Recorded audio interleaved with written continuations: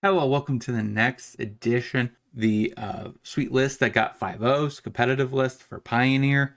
We did just have the shakeup, so like some of these decks are technically before the shakeup. They still got a 5-0, even with Karn being in the format. But I do think each one of these decks can be a reasonable deck.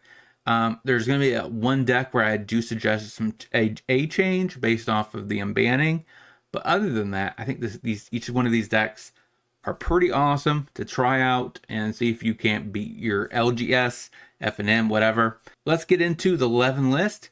And before we do, make sure you smash that like button if you like this content and comment down below which deck is your favorite. And go ahead and subscribe. We're on our way to 1,000 subs. Let's get there together. And let's get into it. So first deck I'm going to be talking about is Boros Burn.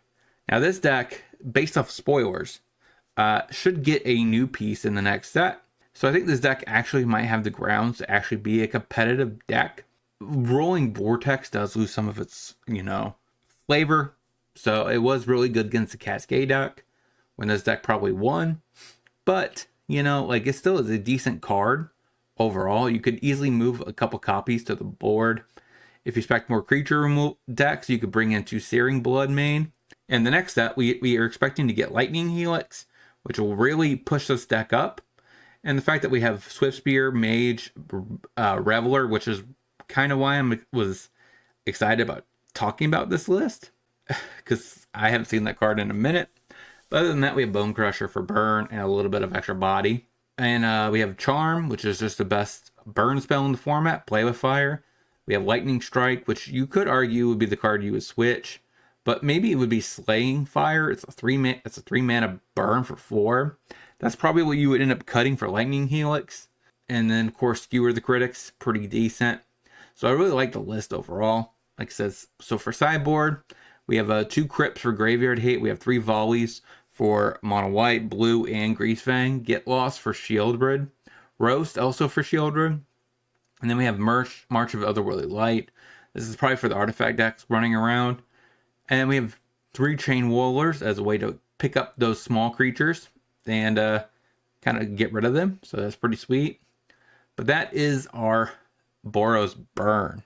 So next on my list is a mono red aggro deck that's built around the Osier Anoxel. So this card is whenever your opponent takes less than 4 damage to the face, it gets amped up to 4 damage. Which really kind of powers up Rolling Vortex, which I'm assuming that's why this deck got a 5-0. Because also I'm pretty sure it was during the time of the Cascade deck. So 5 damage with Rolling Vortex and 4 damage on upkeep is pretty strong. But so we have Fanatic Firebrand up O'Hare or Osier, whatever you want to pronounce it. Kamuno also amplifies it. We have decent 1-drops on Swift Spear and Mage. We have burn spells like Wild Slash and Play with Fire because they, with Osier, they do get up to 4. So why play something like Lightning Strike when it's less mana positive? So it makes sense that you're playing that. In the festivities for those little pesky small creatures, we have a Hearse as a way to fight. Also, in the festivities, also does 4 damage to the face with Osier for 1 mana. That's pretty good. We have Unlicensed Hurt for Graveyard Hate, Volley for Greasefang. We have Frostodon if you expect your opponent to gain a lot of life, play a lot of creatures. That does 4 damage to your opponent's face for every creature your opponent plays, and 1 damage for you. And then we have Damping Spheres for the Lotus Wheel matchup. That is mono red aggro for Pioneer. Let's get into the next list. So staying on semi-theme, we're going to go with another slightly aggro deck with the same O'Hare or Osier card as the last deck. This deck is built more around Anvil, so this deck gets a huge power boost. Now that Karn's gone, this is really an artifact-centric deck. We have a Deadly Dispute, so sack away our pesky artifacts that we don't really need, like Implement of Combustion to draw a couple cards. Additional another card for Implement, Sacrifice, and Synthesizer. And then, of course, this deck can pick up a win by Kroxa. Harvester and Epicure are just good artifact token generators that could really help facilitate everything and start the process with Anvil. So I do think this deck could be a reasonable option now Sideboard wise, we have Into Festivities for small pesky threats, Fatal Push for aggro decks, Damping Sphere for Lotus Field, Kolgan's Command for small creatures and artifact and grinding matchups, Nexus also for grinding matchups. Pithing Needle is kind of a catch-all. It might not be needed since Karn is no longer in the format, but there's definitely still some good options for it to prevent. That is Rakdos Sacrifice, Artifact Anvil for Pioneer. Let's get into the next list. So next on my list is a Bant Coco deck. It's built around Tidebinder and Spellqueller as potential flash effects that could interact with your opponent. Archon of Emeria, because it shuts off Lotus Field, which is a dominant deck, especially now. I think it's going to be one of the best decks in the format, just because Mono Green's gone. So really, all the best decks that were, top in the meta already, a lot of them already had a weakness to Lotus Field, but Lotus Field was super weak to the Appraiser combo. So now it's kind of, unbanned again. So Lotus Field, I think, is going to be the dominant deck. We have a Spell Pierce to get counter a Pour Over Pages and stuff like that. Drago's Command, Fight Spell, Pump. We have a decent threats like Leader and Resurgence. And then, of course, we have 8 Elves to make sure we get to Rococo fast as we possibly can. Sideboard, we have Authority of the Consuls for the aggro matchups. I'm assuming this also probably was in here for... So I assume it also was in here for the Cascade matchup, because all their threats, they keep coming in, ETB tapped. We have Stroke as a way to fight through mid-range. We have a Portable Hole for aggro decks. Phyrexian Censer. If we need extra copies of Archon, if we expect our opponent to do like Phoenix, where they cast multiple spells in a given turn, kind of want to have that. Rest in Peace for Graveyard Hate. Guardian of Faith for sweeper matchups. Stellar Wreckage is the ideal sweeper for us, so we can probably cut back on Spell Pierce for that. We could wrath our opponent's board while still holding up Coco. Kitesail Larcenist as a little bit extra removal. So in that case scenario, we'll probably end up cutting back on Tidebinders. And then, of course, with Portable Hole, you'd be cutting down on the Spell Pierce. So that is Bant Coco for Pioneer. Let's get into the next. So next on my list is a 3-color Dino deck.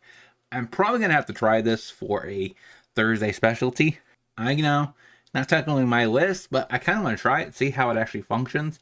For this list is less all in on the Marauding Raptors, more on the 8 elves, or 12 elves, quote unquote, on turn 1. The Yearling as a primary threat with Itzalpath as a way to, 2/3 that has haste. It also could help fighting. So because we're less on Raptor, we could play Hatcher. So we have Rotting Registrar as well with the Hammer Skull. So 2 chunky dinosaurs on turn 2. If you get an elf down on turn 1 and have a stick.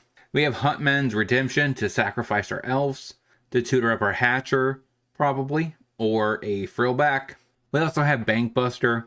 But I wonder if this card would be better off as a Smuggler's Copter, now that that's unbanned. So I think that is definitely something I wouldn't mind trying. Sideboard-wise, we have 4 Thoughtseizes for the control matchup. Probably cut back on Lore Keeper for those. Against aggro decks, we can bring in Heartless Axe. Probably also cut back on Lore Keeper, or maybe a upper end threat. 3 Embercleaves to get through the aggro matchups. Because, putting that on a 7/6 or a 6/6 is quite dominant. We have a Duress to also further the control matchups. So that way we can get the sweepers out of our opponent's hand and proceed. 2 Pithing Needles. Decent card overall. It's just kind of a catch-all threat to deactivate a threat. So that's kind of what this deck is doing. I kind of wonder why this deck has less Huntman Redemptions quote-unquote targets. So maybe that's a hindsight miss on the deck builder of this deck. But there's no reason why you couldn't have 1 or 2 Huntman's Redemption targets over here. That, depending on the matchup, you could just sacrifice your little elf and get whatever you want over here. For some reason, they don't have it. They also don't really have much against like Rakdos mid-range. They only have Banky. They don't have anything over here that's really good for like the long game. So that's something else to keep in mind. But that is Jund Dinos. Let's get into the next list. Next on my list is 5-color humans. With Experiment 1, we have Vanguard, Lieutenant, Adeline. We have Kite Sail, Initiate, the best card of all time, Rider. At least when it comes to humans. Coco, of course. We have 3 Thalias, 1 on the board. In case we face something like Phoenix, something like that, where we want to tax out their pieces so that way they can't combo. Brutal Cathar for a little bit extra removal. Lavinia as a way to fight through Lotus Field, stuff like that, along with Damping Sphere, so we're excessively ready for that. Plus Thalia. We also have Genera as a way to fight through graveyard strategies, portable holes for little aggro decks. We could bring that in. Probably trim down on Thalia or something like that, and get ready for that component. Then we do take a hit with the Coco. They're not really playing any other thing that you could take out without affecting the Coco. So overall, I think 5-color humans is a deck that could potentially start putting up decent results. Question is, does this deck ever want to play a Smuggler's Copter? I really don't think so, based off of how this deck is constructed. But like I said, all of these lists will be in the description. Go check them out. Download which ones interest you. And let's get into the next list. Next on my list is a Enigma Jewel. We have a Hawker.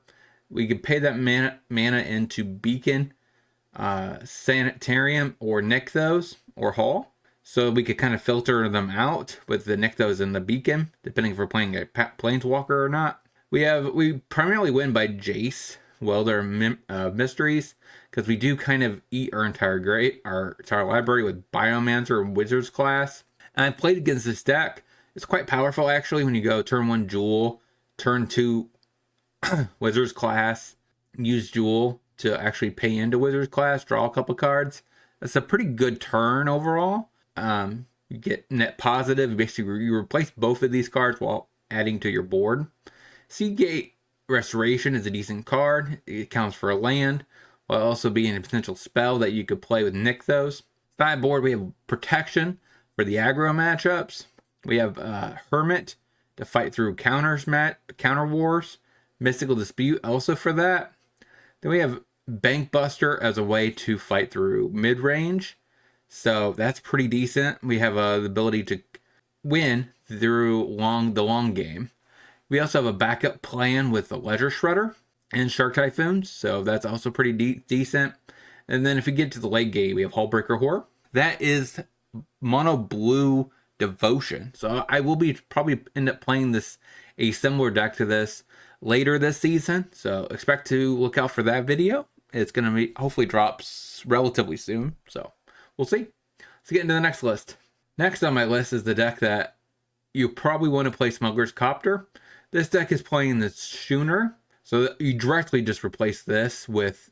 Otherwise, we have Shrapnel Blast, we have Epicure, Siren, make a bunch of tokens, artifact-wise, put a soul artifact or a glyph on it to start beating face. We have 3 Citadels for indestructible lands.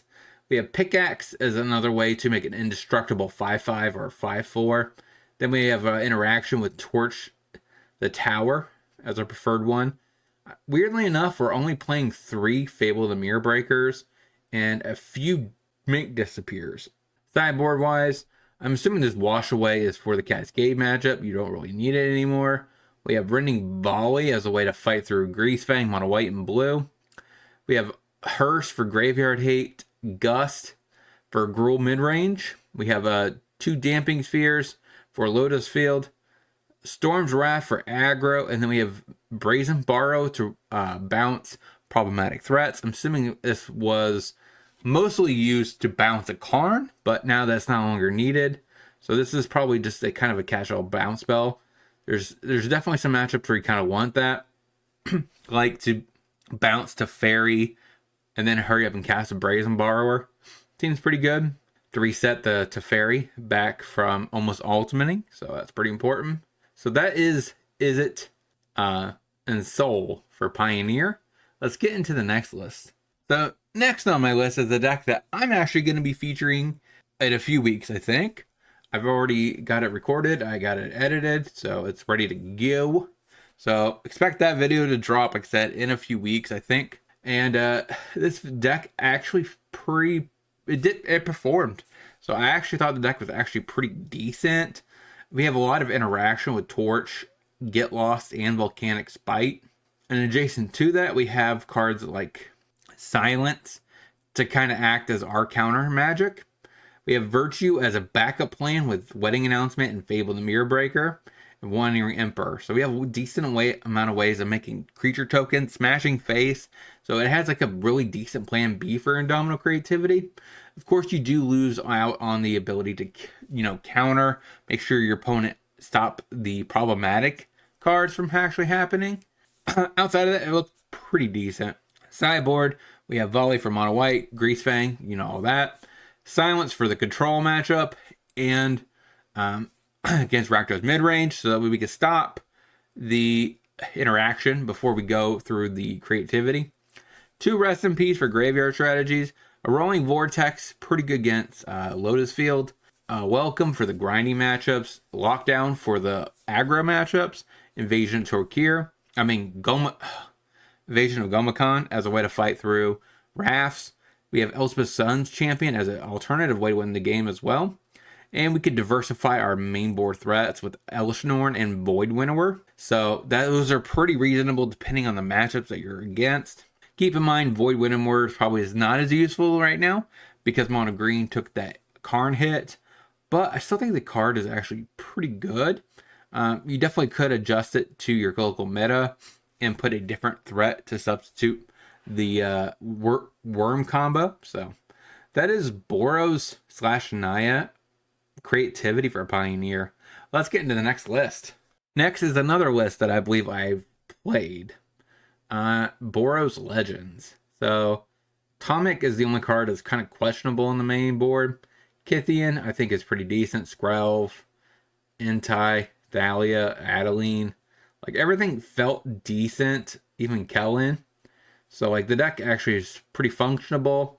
The only thing I also didn't really care for was the 4/4 on the legendary lands. You often find 2 of them, and it might be the only 2 lands that you see, or 3 lands, so you're kind of stuck at 2 lands, so it's not really good. We also have portable holes for the aggro matchups, melee to fight medium-sized creatures, Get Lost for Shieldred. We have Redain to push off Lotus Field for the combos. We have a Hazoret for the mid-range matchups, Urza's Blast as a way to fight through aggro, Volleys for Mono White, Greasefang, and Blue. So that is what we're playing. That's the deck. It's pretty sweet overall. Like I said, I hope you guys enjoy the gameplay. I'm pretty sure it drops next week. So let's get into the last list on my docket to talk about today. Last on my list is Blue-White Metalwork Colossus that was piloted by Doomwake. Now, notably, this version, he played a version a while back. He didn't play 4 Brass Knuckles this version. This time he did. Smitty is the new card along with the Foundry, so that's quite awesome, actually. This deck has a lot of mana rocks. Also, it's quite noticeable that we're not playing the legendary 2-drop mana rock. Maybe that's a hindsight issue, but Cloak is really good with Colossus because it's cheap to equip. Prototype is a decent ramp spell. Hole is a good interactive spell. And then we have Shadow Spirit to give our guy Trample and Lifelink. Invitation to make sure he can't be blocked. Then we have 2 ways to grab our potential Colossus with Smith and Crane. And then once you get one, you should be able to Sanctum, find more. 2 Inventor's Fair also to find it. Sideboard. Against aggro matchups, we have 2 more Reliquaries for a little bit more interaction. Pithing Needle to potentially shut off stuff that might hurt our deck. We have Soul Lantern for Graveyard Hate. Damping Sphere for Lotus Field. Metallic Rebuke for removal and potential counter base strategies. Supreme Verdict and Unstable for the aggro matchups. Stone Brain for combo. That is Blue-White, the Metalwork Colossus for Pioneer. That's all the list I have to talk to you guys about. I will, like I said, I'll be looking out the next few days. I believe tomorrow or Friday is when the next video or the next dump of leagues comes out.